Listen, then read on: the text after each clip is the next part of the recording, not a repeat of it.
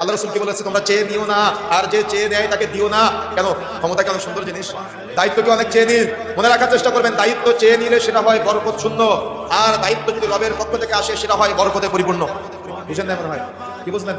দায়িত্ব চেয়ে নিলে সেটা হয় বরকত শূন্য, আর দায়িত্ব যদি রবের পক্ষ থেকে আসে সেটা হয় বরকতে পরিপূর্ণ, আর বরকতটা আসে রবের পক্ষ থেকে। আল্লাহর নবী বলছেন তোমরা দায়িত্ব চেয়ে নিও না। আর আমি বললাম আমি নেই, আমি পরায়ণ, আমি সৎ, আমি যোগ্য, আমি নির্ভীক, আমি আইন প্রতিষ্ঠা করে দিব, তোমরা আমাকে নির্বাচিত করো, আমার মাথায় টুপি আছে, আমার গায়ে জুব্বা আছে, আমি নামাজ পড়ি, আমি সমাজে শান্তি প্রতিষ্ঠা করে দিব। আমি বিরোধিতা করলাম কার? প্রথমে আল্লাহর নবী। কিভাবে? আল্লাহ নবী বলেছেন তোমরা চেয়ে নিও না, আর যে চাই তাকে দিও না। কেন? ক্ষমতা কি অনেক ছোট জিনিস? ছোট মনে হয়?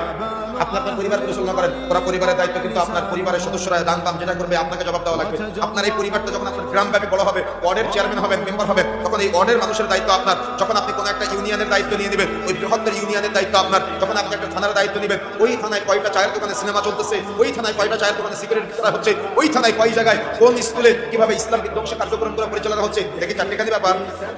এটা বিবেচনা করা চারটেখানি ব্যাপার, অনেক সহজ মনে হয় আপনার কাছে। এই জন্য দায়িত্ব যদি রবের পক্ষ থেকে আসে সেটা হয় বরকতে পরিপূর্ণ। তখন রবের পক্ষ থেকে কি আসে বলেন তো? সহযোগিতা আসে রবের পক্ষ